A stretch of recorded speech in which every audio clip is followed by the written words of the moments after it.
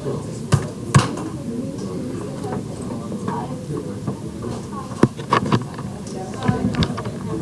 good to go?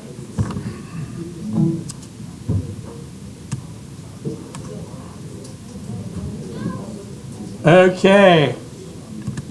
Cool. So we left off with William Lloyd Garrison and Frederick Douglass. Garrison on the left, he had that group of followers, the Garrisonians. Frederick Douglass on the right. They worked together for a time. A couple of you guys in your reviews, I thought you did a really good job. I know I haven't gotten to all of them yet, but you wrote about how you enjoyed in the causes portion of the Ken Burns documentary that Burns dealt with the complexity of the abolitionist cause. I thought that was a really good point, and I couldn't agree more, because this is it's not a monolithic viewpoint. So Garrison and Frederick Douglass, they started to part ways on how they thought the abolitionist movement should go. Obviously, Frederick Douglass has a bit of a different perspective, right? He's escaped slavery. He will go on his own way and set up shop in Rochester, New York. We did talk about a little while ago. He does spend some time in England. He publishes his narrative, which I gave you an excerpt from that narrative. And then what we have here on the left is the Liberator, and on the right, the North Star. These are both of the original editions of both of those newspapers. Obviously, Garrison's will be published first, published in 1831. And then Frederick Douglass his paper will run a bit later out of Rochester, the North Star, symbolic of the path that slaves took for freedom. Do you guys have any questions about Garrison or Douglass? All right. So the South will lash back at the abolitionist movement, and they're going to create their own propaganda campaign during this period of time, because they feel like their slave system is under attack, and they feel like that their financial well-being is under attack. Remember that all of these issues were tabled in the Constitutional Convention, even though some of the Southern contingent and much of the Northern contingent in the Constitutional Convention wanted to see the institution of slavery go on its way. And even though at that period of time slavery was on the decline, at this period of time, leading up to the sort of into the antebellum era and moving into the pre-Civil War era, slavery is on the rise, and the value of slaves are higher than they have been, and Southerners are not too keen on losing that asset, nor are they too keen on trying to figure out how they are going to create, if the institution of slavery was done away with, how they're going to create a society where African American slaves become freedmen, and those freedmen gain what? Rights. And with rights comes what? Equality. And with equality comes what? Money. They got to pay for that labor, right? There are labor demands, whether we like it or not. Major labor demands, considering the South's cotton production, tobacco production, corn production, indigo, rice, all these cash crops, especially the cotton production, is going up, up, and up. And that cotton production is going not just to the north, but it's going across the Atlantic. So Southerners start to organize a campaign to talk about positive good of slavery, and they start calling slavery the peculiar institution. We start seeing that in this literature of the antebellum era. And they start to pick and choose and pull Bible scripture to back the morality and the paternal civility of the institution of slavery. Southern slave supporters are also going to point out how slave masters teach their slaves religion, allow them to become civilized, treat them well, give them happy lives, and take care of them from the cradle to the grave. But that's beyond short-sighted, because we know that the slave family could be broken up at any time. Slaves could be sold throughout the American South. Slaves were not happy. They were not all treated well. There were social hierarchies within the slave system itself.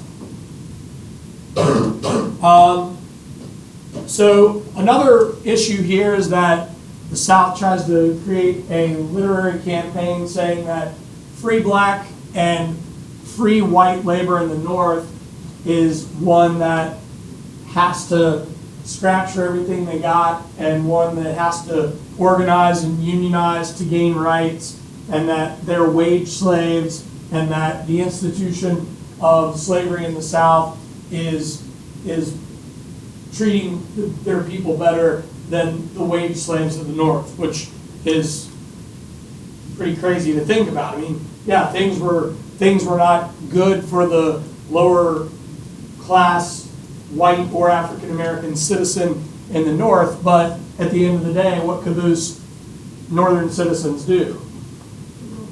Yeah, come and you guys nailed it. They could come and go as they please, right? Yeah. In 1836, this is a similar thing to what we saw occur at the Constitutional Convention, where the slave issue is tabled. Southern House members are going to pass a gag resolution. Are you all familiar with that? Maybe we talked about this before, but a gag resolution basically is a petition that says no more bills will come to the House related to the institution of slavery. And what we're going to do in Lesson 3 is talk about those early sort of amendment ideas to deal with slavery. And the Southern House wants to prevent anyone trying to tamper with slavery in the Southern states. Guys, this is that old adage that the Civil War was fought over states' rights. Remember what amendment protects states' rights? 10th. Very good. Awesome. 10th Amendment, right? So this is where we can draw some dots to the 10th Amendment. We already talked about this in relation to what particular scenario that occurred between 1828 and 1832 with the state of South Carolina. What tax? Specifically, what tax? What tax was caused the near secession of South Carolina? Yeah, the tariff, they call it the tariff of what? Abomination. Very good. Awesome word, Justin. All right, so Southerners are going to resent the propaganda in the form of newspapers like the Liberator and the North Star, pamphlets like Slavery as It Is, drawings which were sort of like, kind of like political cartoons, but not quite yet. We do have some political cartoons from this era, but the true father of the political cartoon movement is going to be born out of this era and really gets going in the antebellum era and into Civil War. Do y'all remember who that guy is? Who worked for Harper's Weekly? Exposed Boss Tweed. Thomas Nast. Very good. Thomas Nast. And then obviously Uncle Tom's Cabin, written by Harriet Beecher Stowe. So these are all examples of propaganda that the South banned, and really any type of abolitionists like the Grimke sisters or other preachers or people that didn't want to see slavery in the South, that were outspoken in the South, pretty much asked to move along. And they did. They're going to move into places like Philadelphia and Boston and other anti-slavery abolitionist centers. Let's take a look at some of the Southern propaganda campaign for slave life. These are all propaganda that were used in newspapers and pamphlets in the South and circulated in the North, especially in and along the border states. So like, you know, between Kentucky and Ohio, Kansas and Missouri, Maryland, Delaware, up into Pennsylvania and in New York. It's trying to make it look like there is a, you know, a strong sense of family, a strong sense of sort of support, leisure time, on the top left, merriment and dancing on the bottom right here. This particular one on the left here of the slave picking corn and husking corn is really interesting. This is, and I'm going to share more of these as we move forward. This was actually located on some Confederate currency. So we're going to see some more images that come from Confederate money, and we'll also look at Union currency during this period of time as well, because the currency movement in the American Civil War is the reason that we have currency the way it is today. So we'll get into that a bit later. So this is a little bit about that propaganda campaign. Obviously, abolitionists have an impact in the North, which we've discussed and we talked a little bit about today in the driving question. So this is where it all kind of connects. So there are extreme Garrisonians. These are the people that were like, slavery has to end now, and by all means necessary. But a lot of Northerners kind of grew up believing that the Three-Fifths Compromise was a good thing, and that you know, they agreed with like the separation between the races, and there's obviously this propaganda in the North and South that is like quote unquote scientific propaganda about the difference of the races that a lot of Northerners buy into. So not everybody was on board with like radical abolitionism. There's also some strings attached here financially. The South has debts to the North, whether they be state debts or private debts, and those debts are going to total in state and private debts at about $300 million.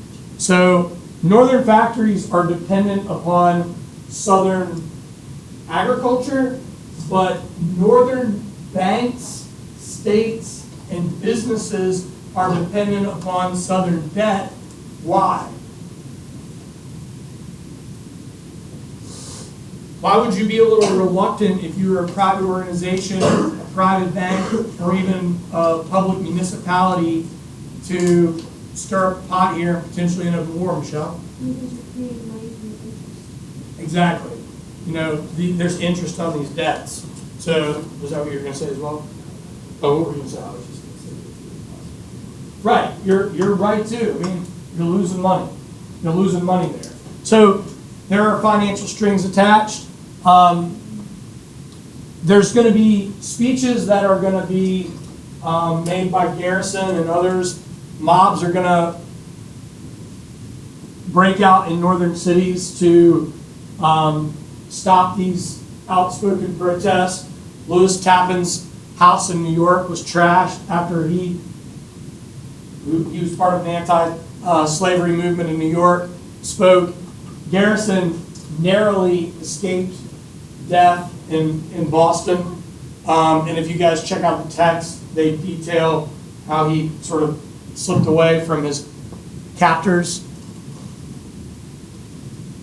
And then obviously we need to look back to sort of an organization that kind of brings a lot of these abolitionist groups together, and that's the Underground Railroad, which you guys did a very good job of kind of hitting all the points on.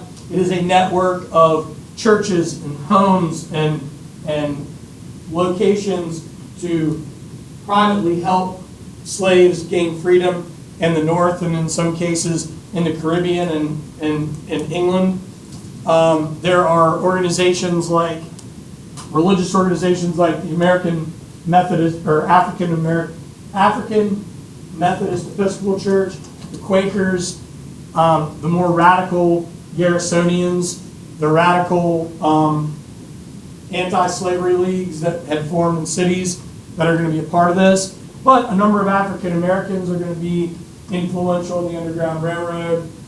Frederick Douglass, in terms of his literature and his support, and Harriet Tubman, who was actually taking the journeys back and forth to bring slaves to freedom. She took 19 different trips. We'll talk more about Harriet Tubman as we get into the course, because Harriet Tubman's story does not end with escaping slavery in Maryland and returning 19 times to help free other slaves, the Moses of her people. She's going to also serve as a spy and nurse during the American Civil War as well. So we have Harriet Tubman on the top left. On the top right, the Underground Railroad routes, and on the bottom image of African Americans escaping in the night on the Underground Railroad. You guys have any questions for me? Any comments, concerns? All right, excellent. So let's